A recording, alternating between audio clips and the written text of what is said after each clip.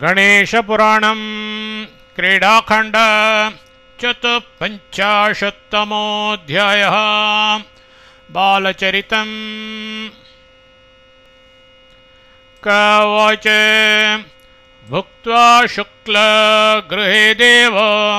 यावत् क्रीडति चत्वरे क्षणं सुष्वापमध्ये स ततो नागरिका जनाः भोजनाय समारम्भं कृत्वा मुनिसुतस्य काशीराज गृहं तावत् आकारयितुमागताः। तानूचे काशीराजस्तु क्रीडन्नितो गतः पश्यन्ति स्म ततो लोका गृहे गृहे विनायकम्। शुक्लस्य स गृहं यात इति केचित् समुचिरे ततो जना निनिन्दुस्तं देवं शुक्लम् अकिञ्चनम्। जना ऊचुः उष्ट्रस्तु कण्टकान् भुङ्क्ते हित्वा कोमलपल्लवान् अस्माणाढयान् विहाय सौदरेन्द्रस्य गृहं गतः। वृत्तैवेश्वरतां नीतो राज्ञा बालो यदीश्वरः स्यादयं चेत्तदा कुर्यात् सन्तुष्टिं सर्वचेतसां। कदन्नं तदपि स्वल्पं कथं भोक्ष्यति बालकः केचित् सत्पुरुषास्तेषु तमानयितुमुत्सुकाः। इतस्ततः प्रधावन्ति विज्ञातुं विनायकम् पप्रचुर्मार्गगान् लोकान् क्वचिद्दृष्टो विनायकः। पृष्ट्वा व्रजन्ति स्म जनास्तद्भक्ति तत्पराः केचित् ऊचु शुक्लगृहं गतस्यादिति तान् प्रति। ते शीघ्रं तद्गृहं याता ज्ञात्वा सुप्तं विनायकम् अतिष्ठन् सात्विकास्तूष्णीं प्रबुद्धस्याद्यदा विभुः तदैनं प्रार्थयामीति राजसास्तु तमब्रुवन्। उत्तिष्ठया हिरे भोक्तुम् अन्नं पर्युषितं भवेत्। त्वदर्थं नगरे लोकाः कोलाहलं प्रकुर्वते दरिद्रस्यास्य शुक्लस्य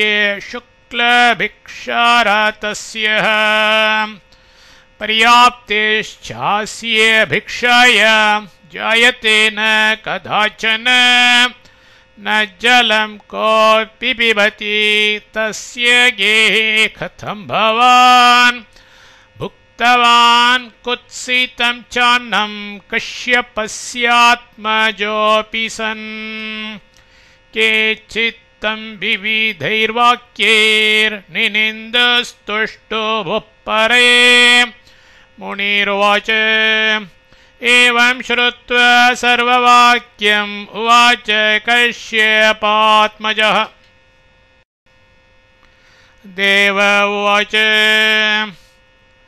भक्त्योपपादितं चान्नं भुक्तमद्य यथेच्छतः पदमात्रं हि गन्तुं मे शक्तिस्तृप्तस्य नास्ति च। ग्रासमात्रं हि भोक्तुं मे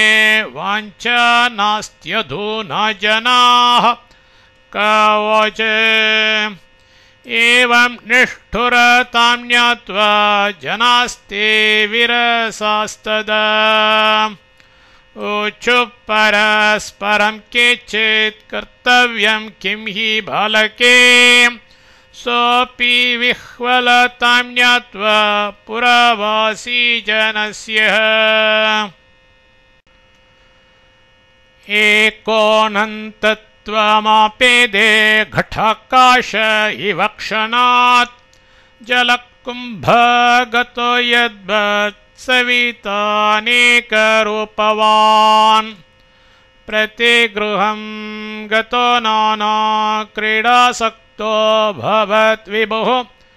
क्वचित् सोपानमार्गेषु क्वचिद्दोलागतोऽपि च क्वचिच्च पर्यङ्कगतः क्वचित् सौधगतोऽपि च क्रीडते हसते क्वापि गृहबालैर्भुनक्ति च अध्येति क्वापि शास्त्राणि पाठयत्यपि कुत्रचित् तं दृष्ट्वा स्वगृहं यातं काशीराजेन संयुतम् जह्रुषे स गृहस्वामी धन्योऽहमिति चाब्रवीत् एवं सर्वगृहे राजसहितोऽसौ विनायकः क्वचित् अभ्यज्यते तैलैः स्नाति क्वापि शुभैर्जलैः पादप्रक्षालनं क्वापि क्रियते परमादरात् उपचारे षोडशभिः पूज्यते क्वापि भक्तितः भुज्यते परमान्नेन बालभावाद्यथा तथा क्वचिन्नानापरिमलैः कस्तूरीचन्दनादिभिः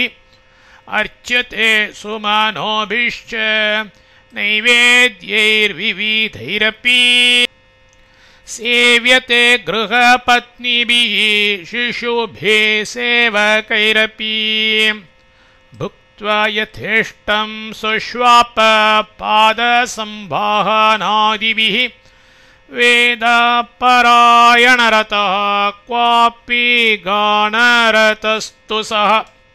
शृणोति सत्कथां क्वापि हरेरपि कथां क्वचित् क्वचिच्च प्रमदान् नृत्यं पश्यति स्म नृपेण सह आरार्तिक्यैश्च विविधैः क्वापि निराज्यते विभुः क्वचिच्च पाशहस्तोऽसौ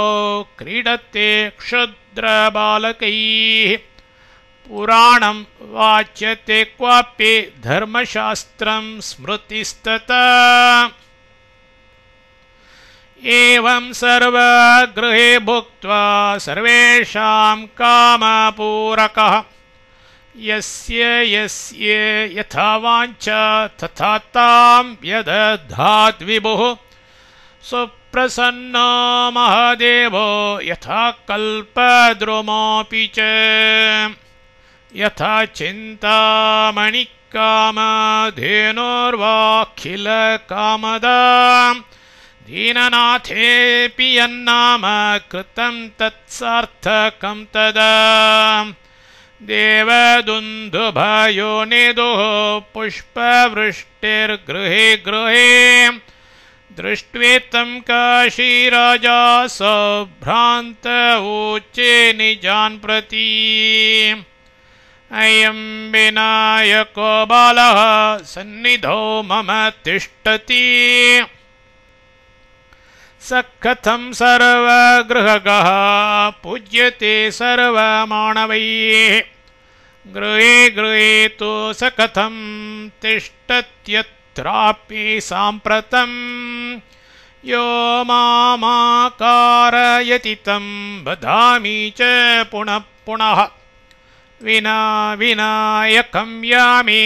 कथं भोक्तुं भवद्गृहे गृहमध्यस्थितं चान्नं भुञ्जे काश्यपसंयुतः तं भुक्तवन्तं त्यक्त्वैव बहिस्थमत दृष्टवान् इतस्ततो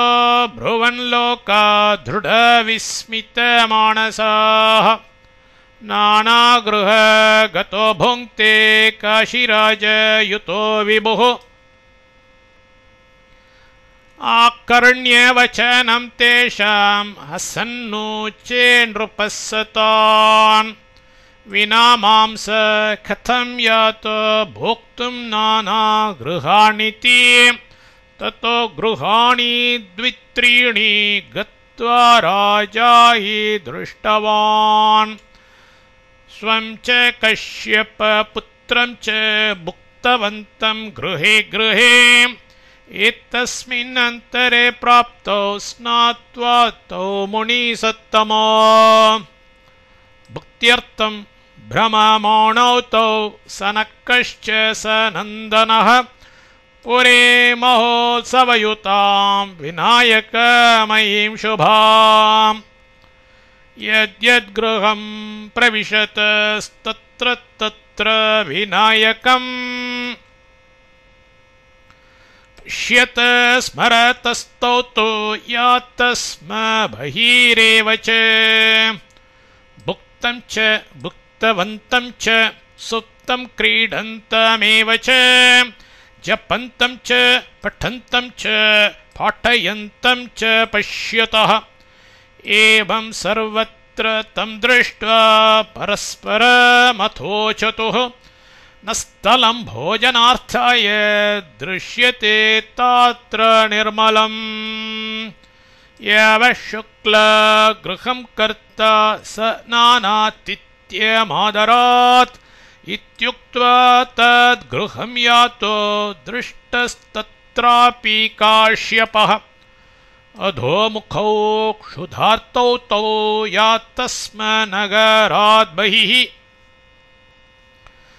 पश्यतस्म परामूर्तिं स्फुटां वैनायकीं शुभाम् अन्तर्हदी च नेत्रे स्वे निमील्योन्मील्य वा पुनः अधश्चोर्ध्वं चान्तराले दिक्षु चैव विदिक्षु च